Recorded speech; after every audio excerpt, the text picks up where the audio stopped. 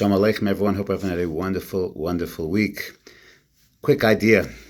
First pasuk in the parsha, very, very enigmatic pasuk. Ve'ele Toldos Yitzchak ben Avram, Avram holidas Yitzchak. The question's obvious.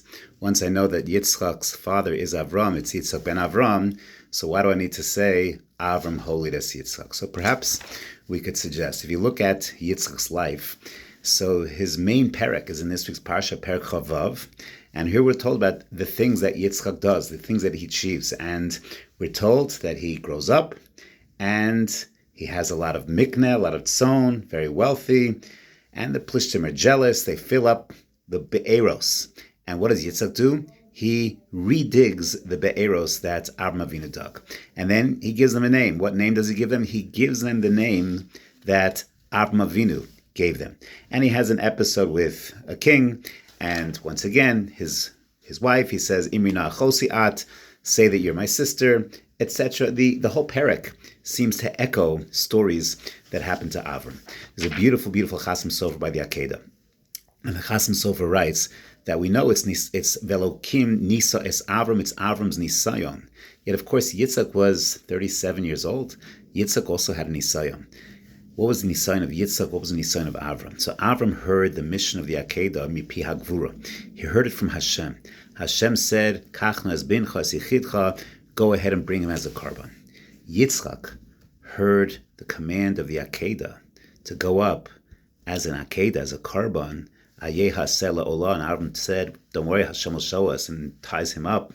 And Yitzchak understood he was the said, but he hears that command not from Hashem. He hears it from Avram. And in a certain sense, Yitzchak, the message of Yitzchak and the power of Yitzchak, one of his tremendous, the gvur of Yitzchak is that sense of Mesorah, that sense of what I would call the Torah Shebal Peh. Not the Torah that we hear directly from Hashem, but the Torah that we hear from our Chachamim, from Avraham Avinu. So when he goes ahead and redigs the wells, it's not brand new wells. It's part of the Mesorah he has from Avram, redigging those wells. He names them the same exact names that Avram gives him. This is the bechina of Mesorah, of not needing necessarily to do and engage in radical innovations. What he's doing is he's following the path. He's the perfect bridge between Avram and Yaakov, and he's just carrying on in a beautiful and deeper way the Mesorah of Avraham Avinu. The Nisayon of Avram is Torah Shebeksav, is hearing the command from Hashem directly. The Nisayon of Yitzchak is I hear from my father, but I know there's a direct pipeline. It's part of the Mesorah. It's part of the Torah Shebal Peh. It's a direct pipeline to HaKadosh Baruch Hu. And that's a message for us as we live in such a complicated world. And we wish we had that Gilui Shechina, that Hashem appeared to us and explained to us his order. What is his order? What is going on over here?